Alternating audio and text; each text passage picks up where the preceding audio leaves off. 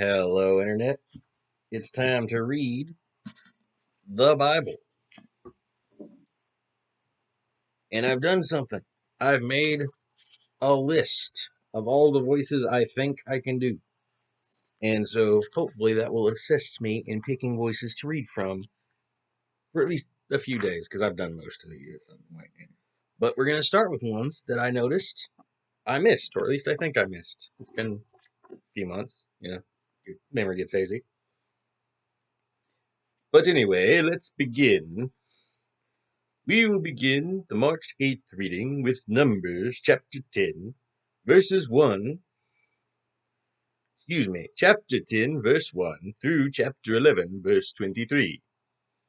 Now the Lord said to Moses, Make 2 trumpets of beaten silver to be used for summoning the people to assemble and for signaling the breaking of camp. When both trumpets are blown, the people will know that they are together at the entrance of the tabernacle.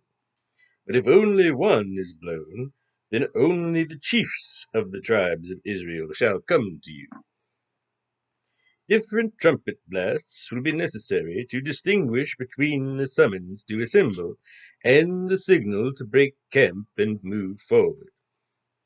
When the travel signal is blown, the tribes camped on the east side of the tabernacle shall leave first. At the second signal, the tribes on the south shall go. Only the priests are permitted to blow the trumpets. This is a permanent instruction to be followed from generation to generation. When you arrive in the promised land and go to war against your enemies, God will hear you and save you from your enemies when you sound the alarm with these trumpets. Use the trumpets as in times of gladness too, blowing them at your annual festivals at the beginning of each month to rejoice over burnt offerings and peace offerings. And God will be reminded of his covenant with you, for I am Jehovah, your God. The cloud lifted from the tabernacle on the 20th day of the second month of the second year of Israel's leaving Egypt. So the Israelites left the Sinai wilderness and followed the cloud until it stopped in the wilderness of Paran. This was their first journey after having received the Lord's travel instructions to Moses. At the head of the march was the tribe of Judah, grouped behind its flag, and led by Nahshon, the son of Amminadab. Next came the tribe of Issachar, led by Nethanel, the son of Zuar, and the tribe of Zebulun, led by Eliab, the son of Helon.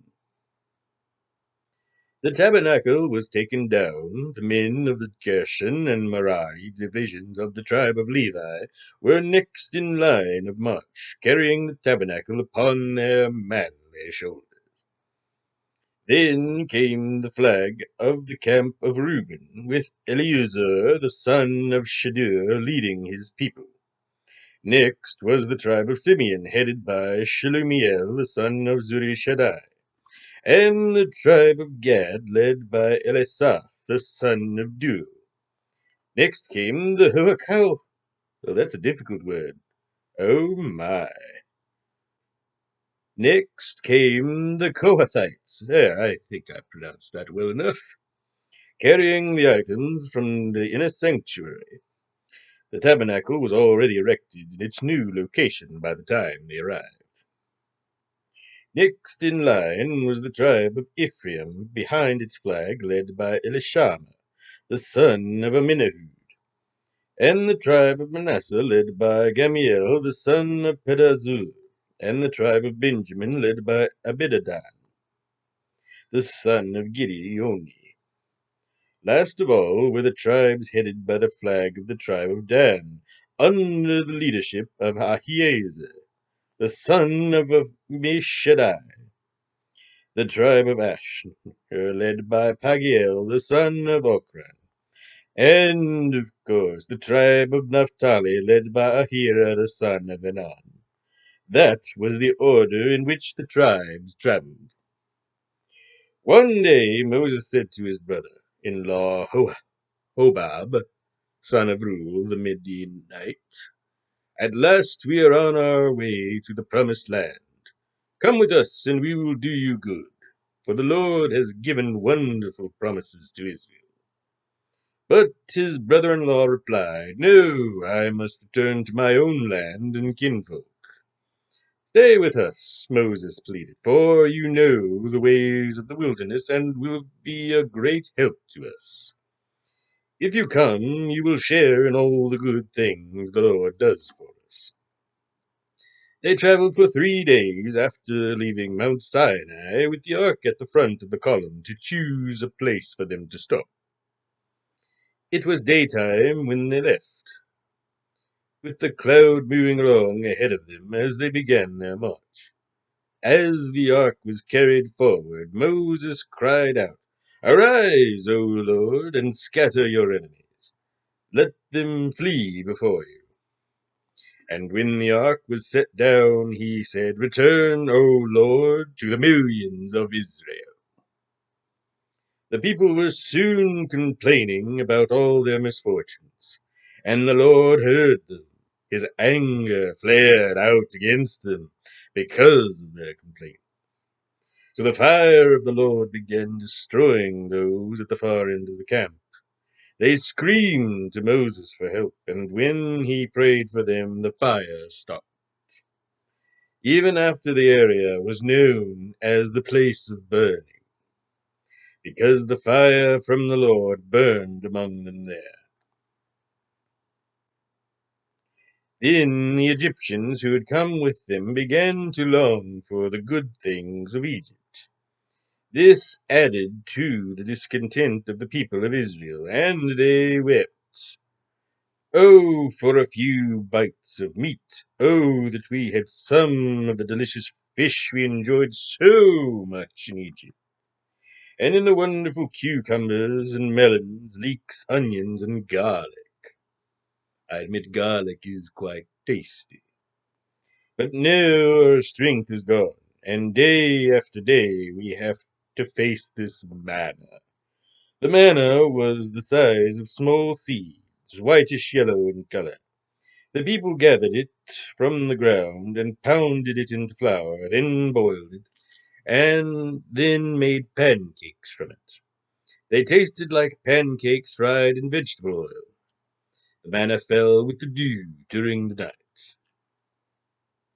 Moses heard all the families standing around their tent doors weeping, and the anger of the Lord grew hot. Moses, too, was highly displeased. Let me pause for just a moment. I didn't know any of the Egyptians went with them. That was the first time I saw it mentioned here. That's rather interesting. Of course, they're causing problems now, so perhaps they don't make it to the end. But still, that was a rather interesting detail. And believe me, I look for interesting details in numbers. Let us continue. Moses said to the Lord, Why pick on me to give me the burden of a people like this? He has a point, you know. After, are they my children? Am I their father? Is that why you have given me the job of nursing them along like babies until we get to the land you promised their ancestors? Where am I supposed to get meat for all these people? For they weep to me, saying, Give us meat. I can't carry this nation by myself. The load is far too heavy. If you are going to treat me like this, please kill me now. It will be a kindness. Let me out of this impossible situation. Then the Lord said to Moses, Summon before me 70 of the leaders of Israel. Bring them to the tabernacle to stand there with you. I will come down and talk with you there, and I will take of the Spirit which is on you, and will put it upon them also. They shall bear the burden of the people along with you, so that you will not have the task alone. It's good to delegate, certainly, Picard and No, I was under Kirk, wasn't I? I'm not a Trekkie. I don't actually know much about that, but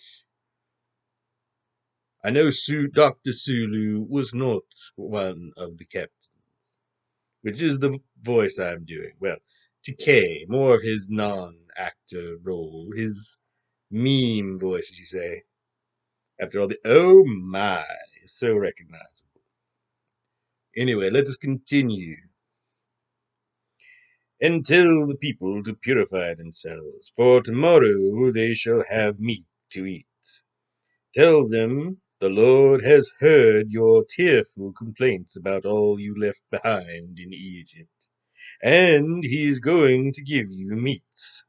You shall eat it not just for a day, or 2, or 5, or 10, or even 20.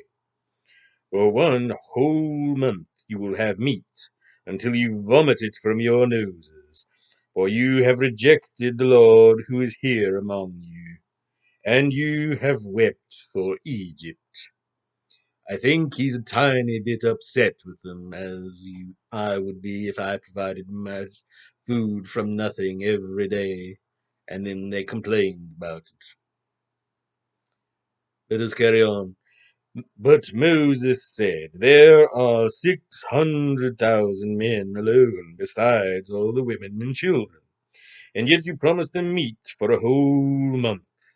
If we butcher all of our flocks and herds, it won't be enough. We would have to catch every fish in the ocean to fulfill your promise. Oh, the fool! He doubts. You would think by now he would learn not to doubt. But let us continue. Then the Lord said to Moses, when did I become weak? Now you shall see whether my word comes true or not. That was what I was saying as well as I said to you, to an extent at least. Let us move on to Mark. And yes, I will be sticking with this voice, because why not? This time we will be reading Mark chapter 14, verses 1 through 21.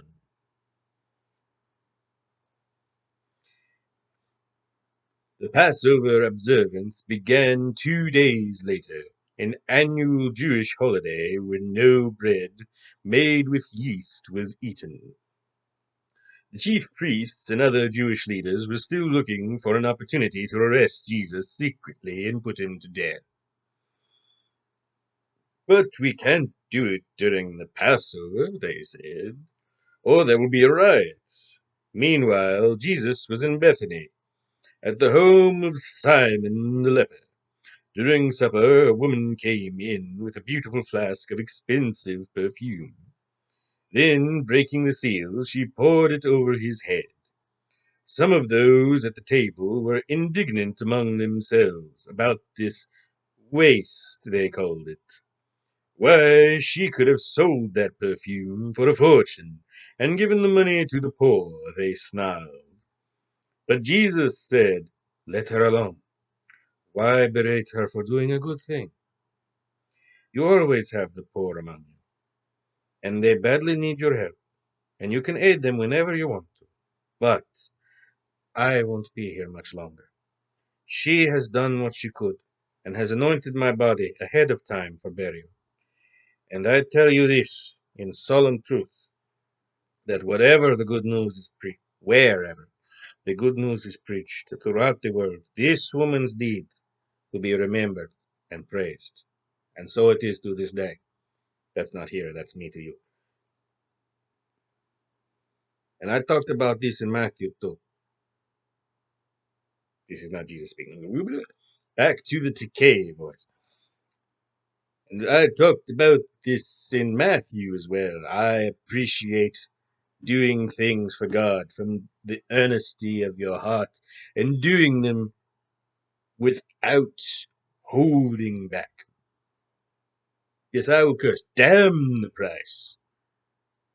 Give your all to God. Give him everything beautiful you can. And he will honor it, and he will bless you as well. And you will be praised And there is no feeling on earth like feeling that acceptance from God when you give him your all, and you can almost hear him say, "Well done." Let us move on now. Then Judas Iscariot, one of the disciples, went to the chief priests to arrange to betray Jesus to them. When the chief priests heard why he had come, they were excited and happy and promised him a reward. So he began looking for the right time and place to betray Jesus. On the first day of the Passover, the day the lambs were sacrificed, his disciples asked him where he wanted to go to eat the traditional Passover supper. He sent two of them into Jerusalem to make arrangements. As you are walking alone, he told them, you will see a man coming toward you carrying a pot of water. Follow him. At the house he enters, tell the man in charge, our master sent us to see the room you have ready for us, where we will eat the Passover supper this evening. He will take you upstairs to a large room all set up. Prepare our supper there. So the two disciples went on ahead into the city and found everything as Jesus had said, and prepared the Passover. In the evening, Jesus arrived with the other disciples, and as they were sitting around the table eating, Jesus said, I solemnly declare that one of you will betray me, one of you who is here eating with me. A great sadness swept over them, and one by one they asked him, am I the one? He replied, it is one of you 12 eating with me now. I must die, as the prophet declared long ago, but oh, the misery ahead of the man by whom I am betrayed. Oh, that he had never been born. I I know I'm in the minority. I feel bad for Judas. I know he made a terrible decision, but he paid for it, and I hope in some way he found, if not forgiveness, at least some amount of peace in his final moments. I don't know where he ended up or down. He definitely believed in God.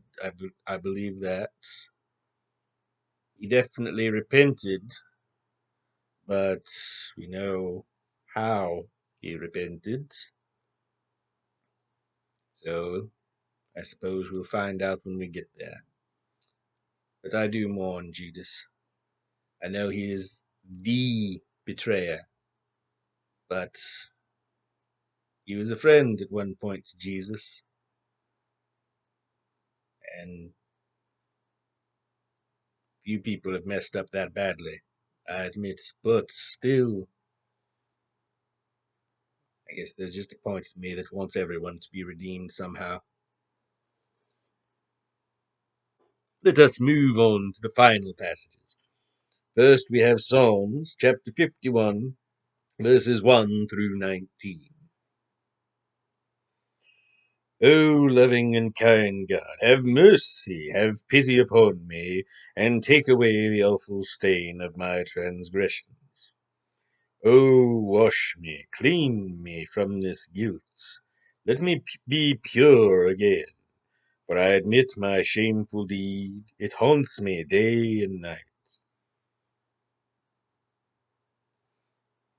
I know this isn't Judas, but still, it's ironic, the thoughts I was having, and then say, it is against you and you alone I sinned, and did this terrible thing.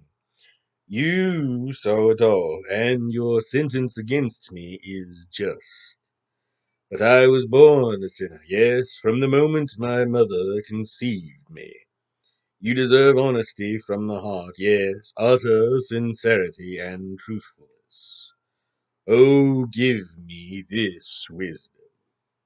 Sprinkle me with the cleansing blood, and I shall be clean again. Wash me, and I will be whiter than snow. And after you have punished me, give me back my joy again. Don't keep me looking at my sins, erase them from your sight. Create in me anew clean heart, O God, filled with clean thoughts and right desires. Don't toss me aside, banished forever from your presence. Don't take your Holy Spirit from me. Restore to me again the joy of your salvation and make me willing to obey you.